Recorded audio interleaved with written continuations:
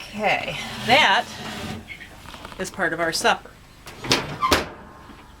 I got maple syrup going on the stove, and now I'm going to do puppy chow, which is what I'm going to share with you guys today. A long requested video. A long requested video, and I actually have this over on our website, which I will be pasting underneath in the video right up. So if you want the recipe, and it's a condensed version because I'm doing a big batch because I want it to last a little while. At least through the night. Just kidding. Okay, so puppy chow is usually associated with the holidays. We modify slightly because, again, we do organic. And even though this is organic, there is absolutely nothing healthy about this recipe. All right. Every ounce of guilt that you obtain with any other sweet thing is totally there. It's just in organic form. But it is really good, and it is a very good treat. So what you need is you need to have a source of cereal. And we use a unsweetened wheat square. Now that could also, you could use a rice check, a corn check or square cereal, or a another wheat square cereal. It doesn't matter if you got the slightly sweetened cereal, that's fine too, but this is what we have available to us in organic form. It's so much healthier than sweetened cereal.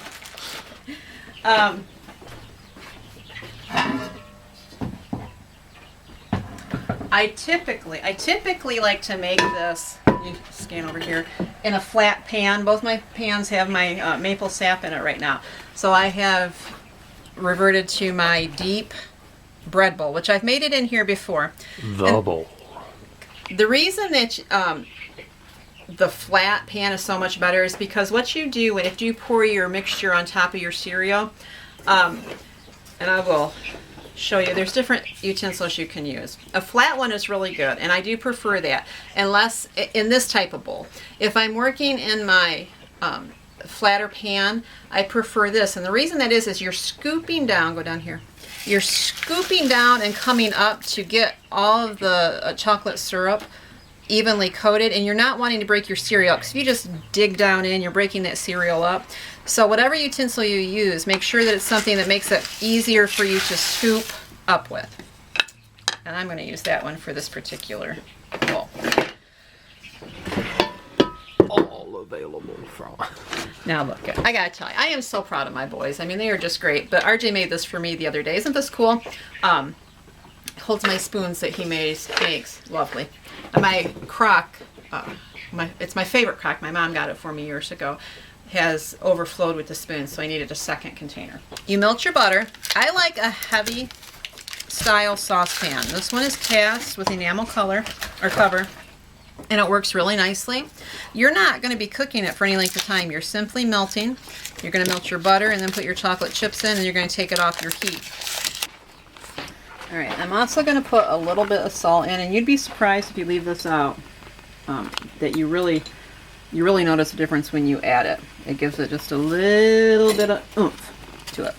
My butter's melted. I'm going to put my chocolate chips in, and it won't take long to melt those.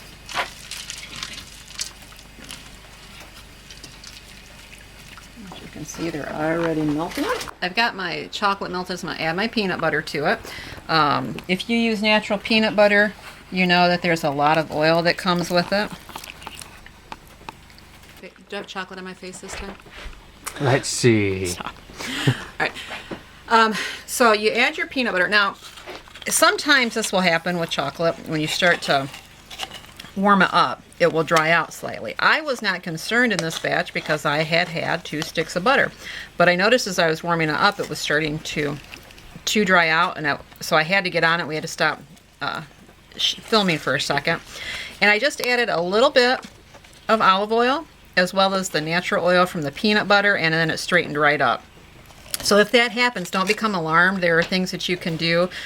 Typically, like I said, that does not happen normally. The last batch of puppy chow I made several weeks ago was actually too runny on me, and I thought, what is going on? So it just must be that it likes to be made best during the holidays. I'm going to put this back on for just a minute.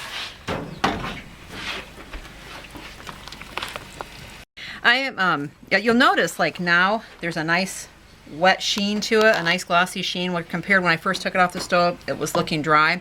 So again, don't be alarmed when you're working with chocolate if that happens. And if you use a natural peanut butter, if you don't stir it up before you put it in, which I did not because I was, like I said, I was becoming alarmed. I wanted to get more oil in the chocolate.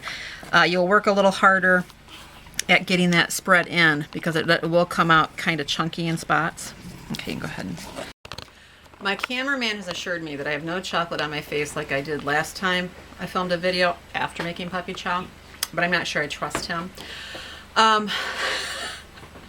Did you roll your eyes or your head? Because you know eyes can't be rolled in this home. I turned my head and widened my eye. It really is easier if you have an extra set of hands to dump this while you're stirring it in. My extra set of hands came in, got a slice of bread, and walked back out. And this one is holding the camera. So I'm going to do my best, but just imagine if it was fluently going in and being stirred instead of being poured in and then... Set up the tripod?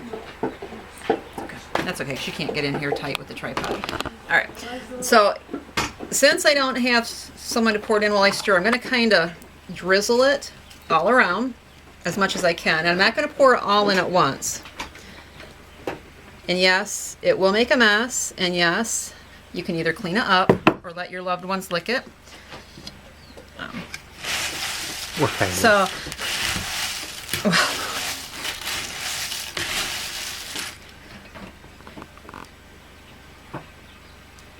now the last batch I made, the chocolate chips was a different brand. It was the other brand of organics that I really like.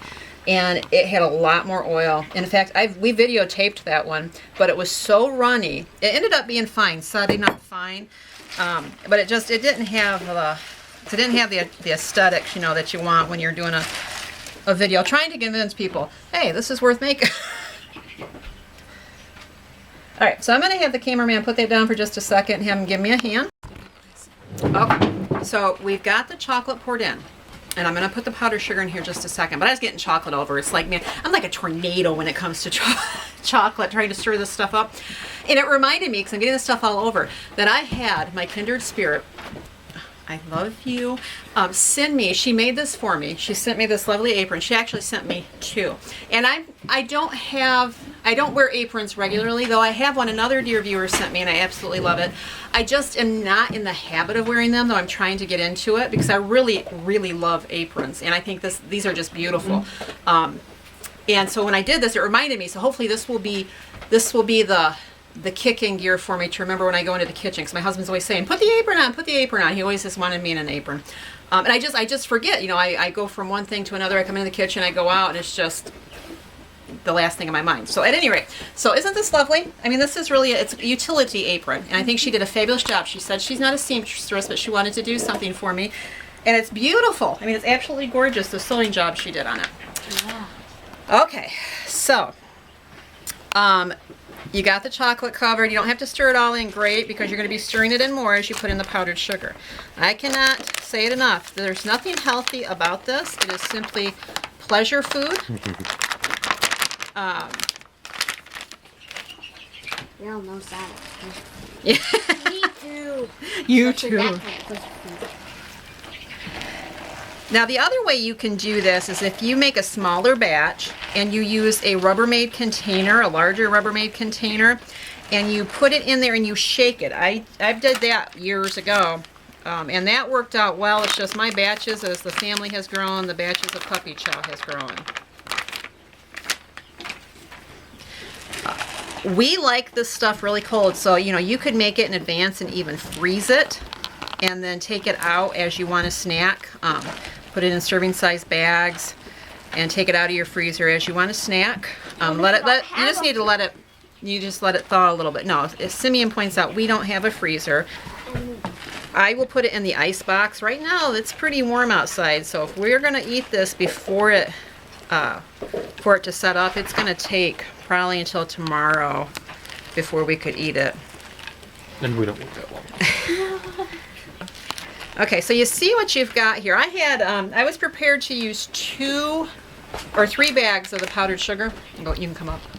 I was prepared to use 3 bags of the powdered sugar because my last batch, which was the exact same size, the 2 was not enough. But again, it was much runnier. My chocolate chips had much more oil in it, and it was just a runnier liquid. So I am finding with this particular mixture, 2 bags is more than enough. And what you want is you do want the chocolate to be nicely coated with the powdered sugar. If you find that you're stirring it and your chocolate cereal is just that, it's covering up the sugar, you need to add more sugar to it. The other thing when you stir this up, you're going to find, of course, like, makes sense that the powdered sugar sifts down between the cereal. So if you feel that you've almost got enough powdered sugar and you don't want to use another bag, if you reach down lower and really stir that up, you can bring up more powdered sugar, and it might be just enough of what you need.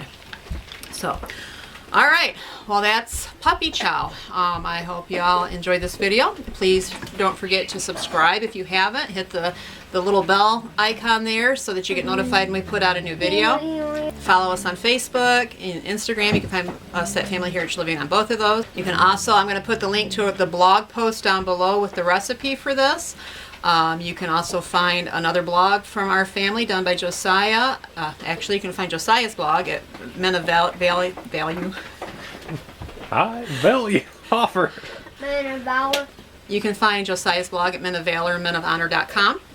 Give us a thumbs up if you enjoyed this video, and if you didn't, give us a thumbs down. That lets us know, where we're reaching our audience at. So, but if you share this, it helps to get the word out. To drive new viewers to us takes a little bit of work for us, and so we just want to encourage y'all. If you have a platform somewhere, please make sure you share it.